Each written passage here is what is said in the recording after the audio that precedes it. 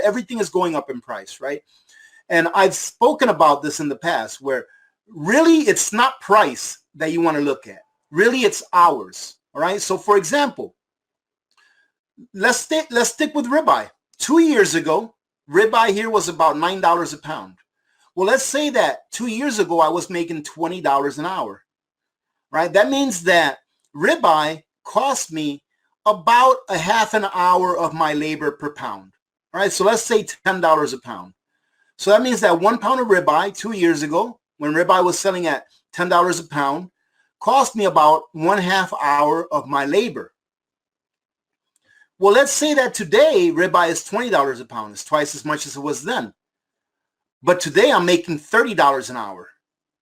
All right. So I'm making a lot more than I was making a couple of years ago. I'm making $30 an hour instead of 20. But now the ribeye, if I want to buy a pound, is $20. So now it's going to cost me 40 minutes of my labor to get the exact same ribeye. And this, ladies and gentlemen, is why it is so important that we understand what inflation really is. Inflation is not the price of things going up. All right. Inflation is the expansion of the money supply. The price of things going up is a symptom of inflation.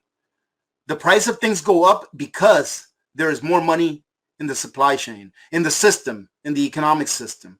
Now, some people may say, well, the reason that prices have been going up lately is because of shipping containers, because of this and that. Sure, that may have something to do with it. But if the money was not in the system, then the price couldn't go up. If there wasn't enough money in the system to allow the prices to go up, even if shipping containers were at a negative, meaning that there weren't enough, the prices couldn't go up, because if the money's not there to pay for it, then how are they going to sell it? They wouldn't have a choice but to sell it at a lower price. So inflation, ladies and gentlemen, or the rise in the goods and the price of goods, that is a direct correlation, ladies and gentlemen, to how much money there is in the system. And I just wanted to give you a visual real quick to just give you a comparison of how they steal your money, how they steal your wealth, how they steal our time, because that is what they're stealing every time that they inflate the money supply. So when you hear Jerome Powell say, when you hear the Treasury Secretary Janet Yellen say, inflation is a good thing. You know, inflation is a good thing. Yeah, it's a good thing for them, because they, the super wealthy, they get to borrow money at almost 0% interest. And then they get to use that money before it's out in the system, all right, before it's part of the economic system. They get to use that money for the first time at its full value. And then they use that money in order to buy assets. And then once that money is used to buy assets and put out there into the economy, then the assets that they bought for X number of dollars goes up in price, because the money is now out there and the trickle-down effect did its job in making things cost more, because there's more money in the system. And I wanted to show you one example. And what I'm going to use is I'm going to use the S&P 500. Now, the S&P 500 is just companies. It's like the 500 companies or so. I think it's like 522 or something like that. But it's something like that, 500 and change companies that they track. And it's something that's been tracked for a very long time. So I chose that. But I wanted to show you how much your labor could buy you of the S&P 500 about 20 years ago or so, or 30 years ago or so, and what it can buy you today, because it is a direct correlation as to how much money there is in the system. And I think it's important that people understand this. That way, when they decide to keep all of their money in the bank, they realize exactly how much money they are really losing. You're losing a lot through the inferno of inflation, as I like to call it. So I'm going to go ahead and share a screen with you really quick. All right, so in 2006, March, 1,300 was the S&P. The S&P was 1,300 in March of 2006, meaning that it would cost you around $1,300 to buy a full share of the S&P. So if we go to our hourly earnings, this is the average hourly earnings, all right, in the U.S. Back in March of 2006, it was $20.04, so roughly $20. So that means that it took you 65 hours in March of 2006. It took 65 hours of your labor on average, right, throughout the U.S. It took 65 hours of labor in order to purchase one full share of the S&P, All right. Now, when you take a look at the S&P today, look at how high it's gone up. And this, ladies and gentlemen, when you see this going up like this, that is inflation. Without all that extra money in the system, the S&P could not go up that high. It's because there's all that extra money in the system that it has, or else it couldn't, right? So let's go all the way to today. Today is, or yesterday was 44.58. Now, if you divide the price of one share of the S&P today at 44.58 by the average today the average is $30.73, all right, across the board. The average salary per hour. So you divide that by $30.73. How much do you think it's going to cost you more hours of labor to buy a share of the S&P today than it did back in March of 2006 or less? Take a guess. Ladies and gentlemen, whereas in 2006, roughly 15 years ago, it only cost you 65 hours of your labor to purchase a full share of the S&P 500. Today, it costs you 145 hours of labor. That, ladies and gentlemen, is the point that I wish people would understand. That it is not the price that you really have to look at. It is your labor. Inflation steals your labor. It steals your time. Just look at it. It takes more than twice as many hours for you to buy one share of the S&P today than it did 15 years ago. But ladies and gentlemen, you know who it doesn't cost anything to buy them? The rich and the wealthy. Those people that can borrow money at 0% interest. Those are the people that it costs them absolutely nothing. Because when they borrow a whole bunch of money at 0% interest, or even let's say 1% interest, right? I wish I can get a loan at 1% interest. I go out and get one. I go in debt. If I could get a loan at 1% interest, I go in debt to get that loan because I know that I'll make a lot of money off of it. But anyways, I digress. They take those loans out at 1% interest, right? Let's say they take out $1 million. Then they go into the S&P and they pump it up. They pump it up to where the $1 million that they invested is now worth, all right, in fiat terms, it's worth $1.2 million. Then they sell it.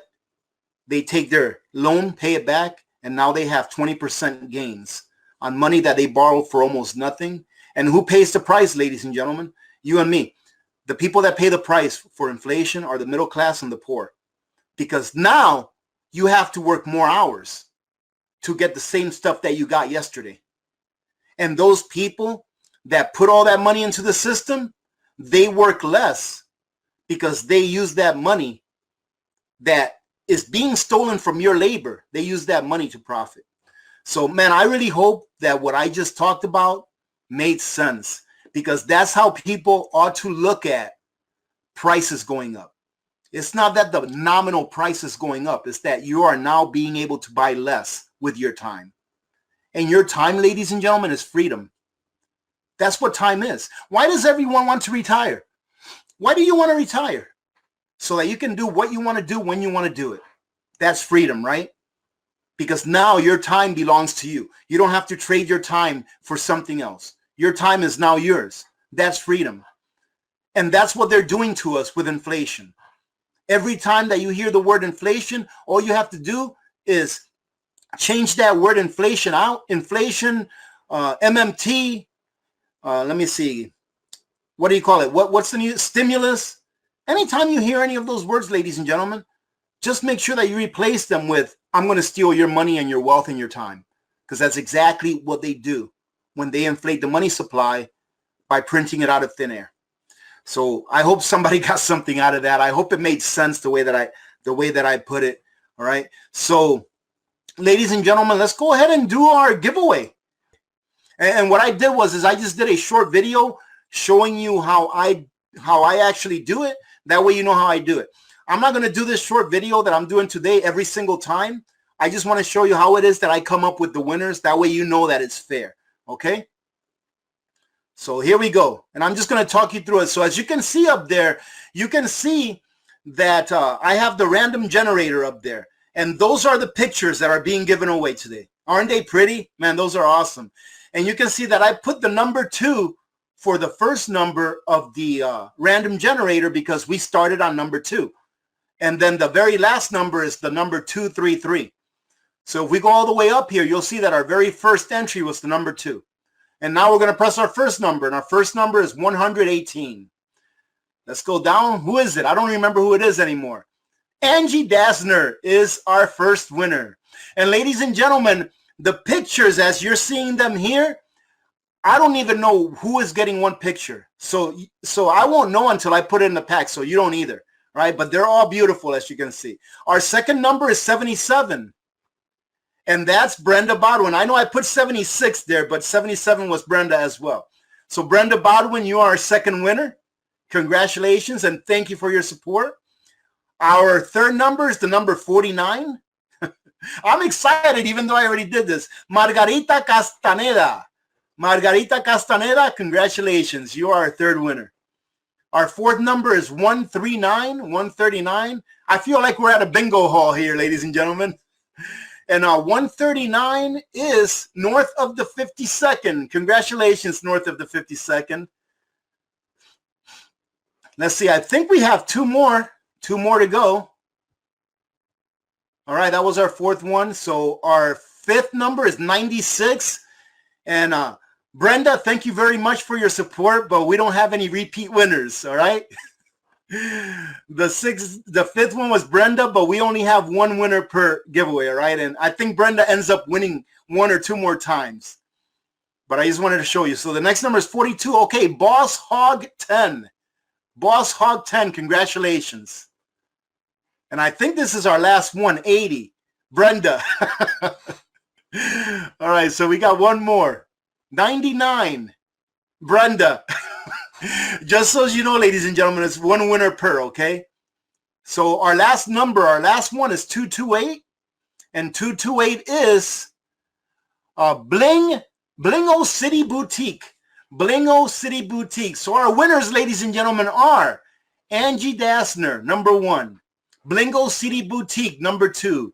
Boss Hog 10, number 3. Brenda Bonwin, number 4. Margarita, and north of the 52nd.